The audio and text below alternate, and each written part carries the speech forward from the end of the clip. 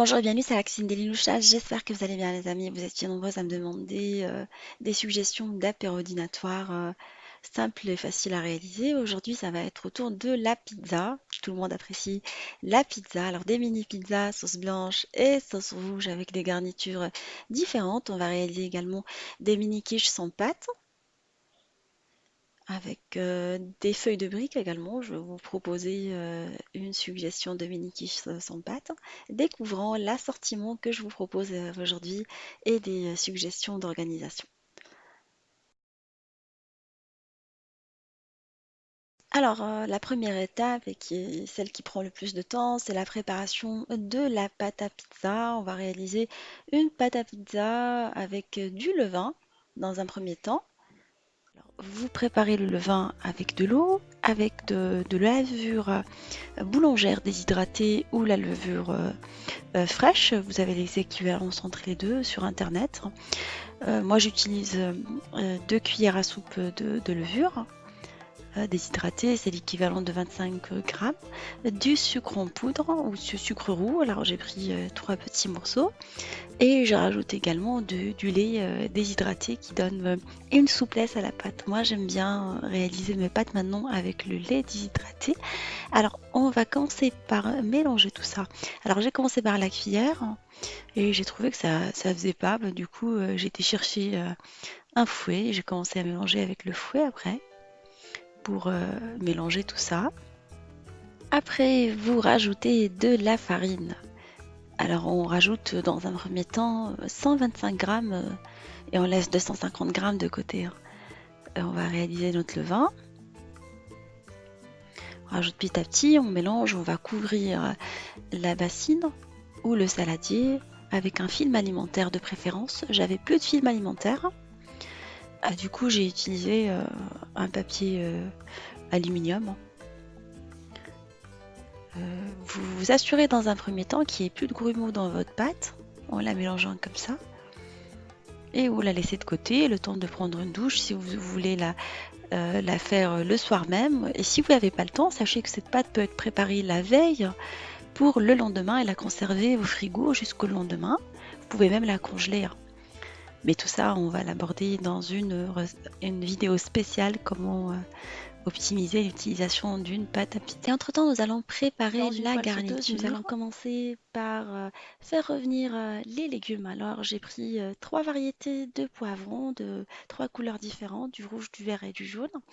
Et nous allons les sauter dans la sauteuse jusqu'à ce qu'ils prennent une jolie coloration dorée pendant 5 minutes. J'ai rajouté également des rondelles de courgettes. J'ai coupé une petite courgette, enfin une courgette de taille moyenne. Et je vais laisser tout ça revenir. Je vais juste mettre un tout petit peu de sel et de poivre. Une fois bien colorés, je vais les enlever et les remplacer par un oignon que j'ai découpé également en fil lanière et que je vais faire colorer également de la même manière. Dans une sauteuse également, j'ai fait colorer de la viande hachée avec un tout petit peu d'huile d'olive. Je vais mettre un peu d'épices, du cumin, du sel, du poivre ainsi que du piment d'Espelette. Vous mettez ce que vous avez envie. On va préparer une sauce tomate maison. Alors dans une sauteuse, je vais mettre de l'huile d'olive dans laquelle je vais rajouter de la tomate râpée. Alors c'est une recette que j'utilise assez souvent dans mes préparations, sauce tomate rapide. Alors vous râpez tout simplement la tomate avec de l'ail, vous rajoutez par la suite les épices et les condiments de votre choix. Alors des herbes sèches et des herbes frais qu'on rajoute soit à la fin, soit au milieu de la cuisson, du concentré de tomate et on laisse le tout cuire à feu moyen jusqu'à ce qu'on obtienne une sauce réduite. Alors ça prend un petit quart d'heure. Voilà, notre sauce est maintenant prête. On va passer notre pizza ou notre pâte à pizza a bien gonflé, comme vous pouvez voir. Je vais venir bien la mélanger et on va lui incorporer de l'huile d'olive et le sel. Je rappelle que j'ai pas mis le sel au départ. Je le mets vraiment qu'à ce moment-là, comme ça en contact avec la levure, pendant qu'elle se développe, il vaut mieux le laisser qu'à ce moment-là. ce qui ralentit un peu l'effet de la levure. Je rajoute les 10 centilitres d'huile d'olive et je viens mélanger ma pâte. Après, on va incorporer petit à petit la farine restante.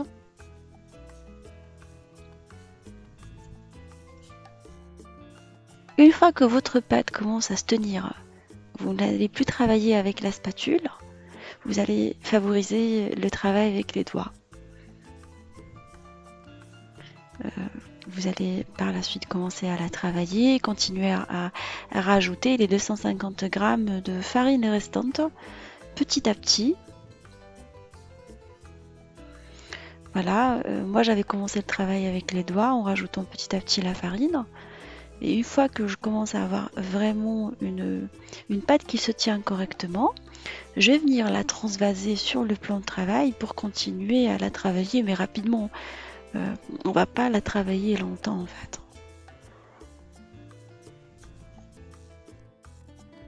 Il me restait l'équivalent d'une quarantaine de farine, 40 grammes de farine. Je vais continuer à l'incorporer petit à petit en ramassant ma pâte avec ce geste-là. Je la dégage, je la ramasse en même temps. Allez, c'est un geste très très simple hein, dans un premier temps, histoire qu'elle se tienne correctement. Ça permet aussi de la travailler pendant que j'incorpore le reste de la farine. Et voilà, ma pâte est maintenant prête. Alors, il me restait vers la fin l'équivalent de 20 grammes de farine. C'est ce que j'ai mis sur le plan de travail. Et là, je l'ai réduite en boule. Soit vous la conservez dans le frigo pour une utilisation ultérieure. Dans le congélateur, vous pouvez la congeler également. Soit vous la travaillez tout de suite en fait. Je vais les travailler un tout petit peu parce que je vais l'utiliser tout de suite. On va passer après au façonnage de la pâte. Soit vous affinez toute la pâte, soit vous la divisez en plusieurs boules et vous affinez par petites parts selon votre plan de travail, sur un plan de travail légèrement fariné. Alors, vous faites des pâtes à pizza fines ou épaisses, comme vous les aimez bien. On va venir la couper à l'aide d'un porte-pièce. Alors, vous choisissez les formes que vous aimez, rondes ou carrées. Après, nous allons transvaser la pâte sur une plaque tapissée de papier cuisson à l'enfour. Alors, vous pouvez mettre directement la pâte par-dessus et soulever les pâtes découpées. Vous appuyez dessus pour faire adhérer la sauce par la suite, soit avec un appareil spécial, soit avec les doigts. Vous tapotez légèrement par-dessus la pâte et vous venez la tartiner par la suite avec la sauce tomate qu'on a réalisée.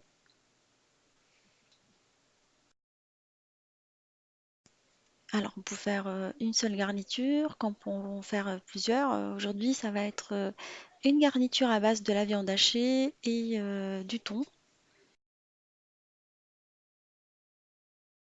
On va mettre par-dessus des poivrons, des oignons, des olives. Voilà, la garniture reste en fonction des goûts de chacun. Un peu de fromage râpé et on les fait cuire dans un four préchauffé à 180 pendant une vingtaine de minutes en surveillant la cuisson. Et on va passer par la suite à la préparation des pizzas sauce blanche. Alors, on va découper en carrés hein, la pâte. Je l'ai réduite en carrés et je vais la découper en carrés. On va les tartiner avec de la crème fraîche à laquelle j'ai rajouté un peu de sel et un peu de poivre. On va faire une moitié avec de la pomme de terre cuite à l'eau, ainsi que du jambon d'Inde et des oignons. Et l'autre moitié, on va la garnir avec du saumon fumé. On rajoute quelques endives blanchies à l'eau pendant 3 minutes, 3 à 4 minutes dans l'eau chaude. Après, vous les passez sous l'eau froide pour arrêter la cuisson. Je trouve qu'endives et saumon fumé se marient très très bien, une façon sympa de manger des légumes. Vous parsemez avec du fromage et vous faites cuire dans un four préchauffé à 180 entre 15 et 20 minutes en surveillant la cuisson selon votre four pendant 12 à 15 minutes en surveillant la cuisson de la pâte. Avec le reste des garnitures, nous allons réaliser des mini quiches sans pâte. Là, on passe à la préparation de l'appareil. Alors, j'ai mis des œufs auxquels je vais rajouter de la pomme de terre coupée en morceaux, en petits morceaux. Là, elle ne s'est pas détachée parce que je les ai coupées un peu à l'arrache. Je rajoute de l'échalote hachée, de la ciboulette, du sel, du poivre, du piment.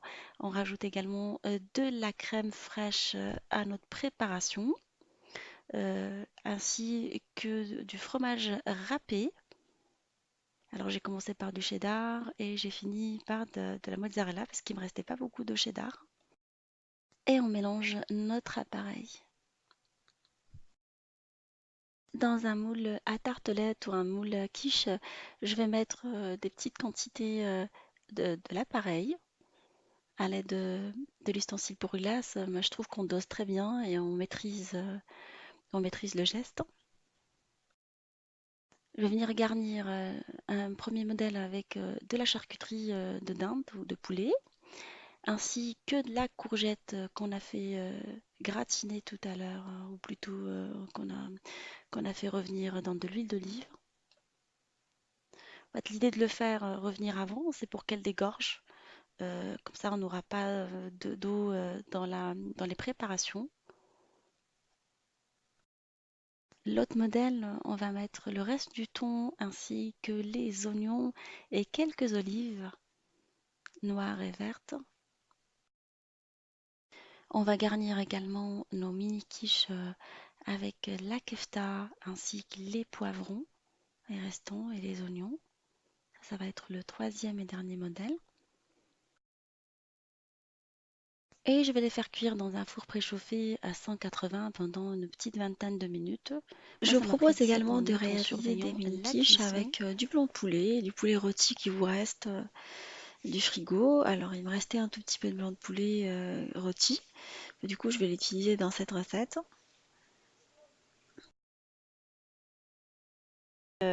L'oignon finement ainsi que le piment. On va couper la pomme de terre également en petits cubes. Dans une poêle anti-adhésif, on fait revenir dans de l'huile d'olive l'oignon coupé ainsi que le piment. Une fois bien translucide, je rajoute par-dessus les cubes de pommes de terre et je les laisse cuire avec le reste en mélangeant de temps en temps. N'hésitez pas à rajouter un petit filet d'huile d'olive pour qu'elles puissent correctement cuire. Et là, entre-temps, je vais émietter le poulet que j'ai désossé des os en petits filaments. Entre-temps, je vais détacher le poulet des os, enfin, c'est ce que j'ai réalisé. Et là, je vais l'émietter en petits filaments. Je rajoute par la suite dans la poêle de pommes de terre et oignons et piments que j'avais laissé sur le feu pendant une dizaine de minutes en mélangeant de temps en temps.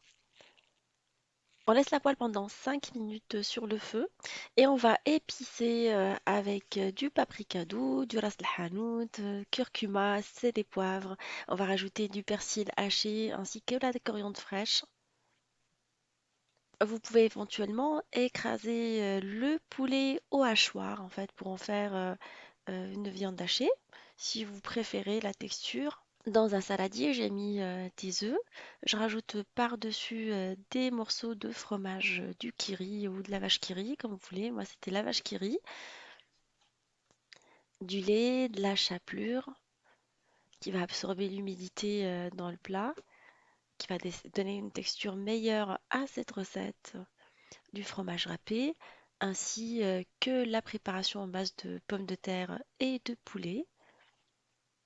Je rajoute du piment fort pour donner plus de saveur, c'est ma touche personnelle, j'en raffole. Et je mélange le tout pour avoir une texture homogène. Je vais les faire cuire dans des moules à tartelettes.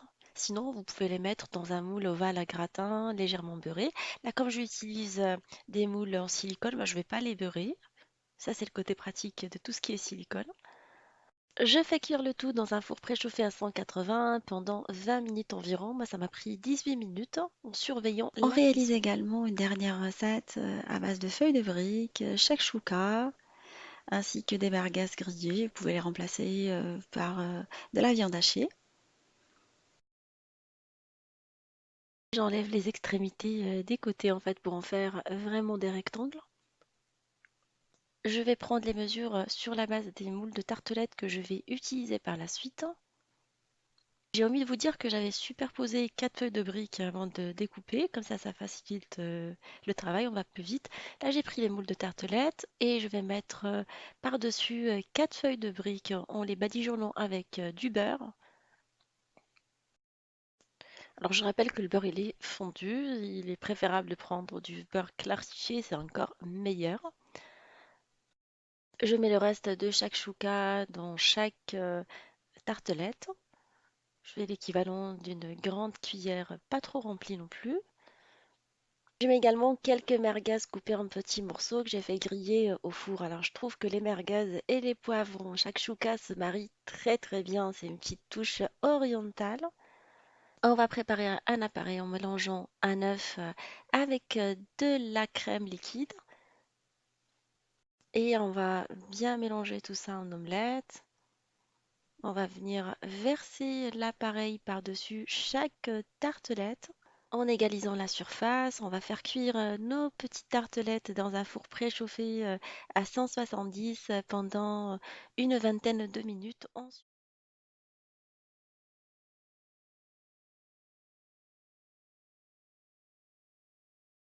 Et voilà, les mini pizzas sont maintenant prêtes. Vous les servez en même temps que les mini quiches et vous passez à table. Après, avec une petite salade ou une petite verrine de salade également, ça peut être sympa. Mais comme il y avait déjà des légumes par-dessus la pizza, j'ai pas fait de verrine à côté. On s'est vraiment régalé avec ces recettes. J'espère que ces recettes faciles et rapides vous feront plaisir et feront plaisir à vos familles. Je vous fais des gros bisous d'amour. Merci pour vos messages. Et on se dit comme d'habitude, on se retrouve sur la cuisine de Lioucha avec des nouvelles recettes, un voyage culinaire et à bientôt.